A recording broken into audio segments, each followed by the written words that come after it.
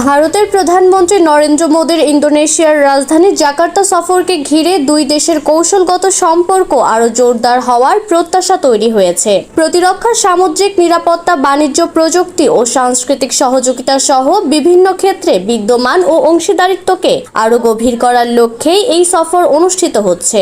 ভারত ও ইন্দোনেশিয়ার সম্পর্ক 2018 সালে প্রধানমন্ত্রী নরেন্দ্র মোদীর সফরের সময় কম্প্রিহেন্সিভ স্ট্র্যাটেজিক পার্টনারশিপে উন্নীত হয়। এরপর 2025 সালের জানুয়ারিতে ভারতের প্রজাতন্ত্র দিবসের অনুষ্ঠানে প্রধান অতিথি হিসেবে ইন্দোনেশিয়ার প্রেসিডেন্ট প্রাবোও সুবিয়ান্তোর অংশগ্রহণে দুই দেশের কূটনৈতিক সম্পর্ককে আরও শক্তিশালী করে। একই বছর দুই দেশের কূটনৈতিক সম্পর্কের 75 বছরও উদযাপিত হয়। দুই দেশের সহযোগিতার অন্যতম প্রধান ক্ষেত্র হল সামুদ্রিক নিরাপত্তা ও প্রতিরক্ষা। যৌথভাবে সামরিক সরঞ্জাম উৎপাদন, প্রতিরক্ষা প্রযুক্তি বিনিময় এবং মুক্ত ও নিরাপদ ইন্দো প্যাসিফিক অঞ্চল গড়ে তোলার ওপর বিশেষ গুরুত্ব দেওয়া হচ্ছে। পাশাপাশি ফার্মাসিউটিক্যালস, জ্বালানি, স্বাস্থ্যসেবা, ডিজিটাল অবকাঠামো, মহাকাশ গবেষণা, শিক্ষা, পর্যটন ও সাংস্কৃতিক বিনিময়েও সহযোগিতা বাড়ানোর উদ্যোগ নেওয়া হয়েছে।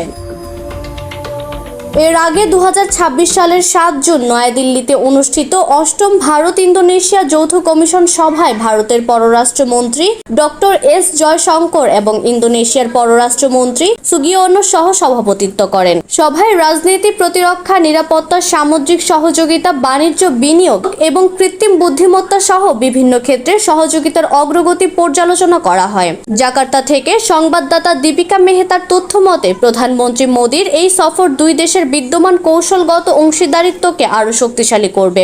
একই সঙ্গে বাণিজ্য, বিনিয়োগ, প্রযুক্তি ও শিক্ষা সহ বিভিন্ন ক্ষেত্রে নতুন সহযোগিতার দ্বার উন্মোচন করবে বলে আশা করা হচ্ছে। ফাহিমা বৃষ্টি, ডেস্ক রিপোর্ট, বিডিএস নিউজ।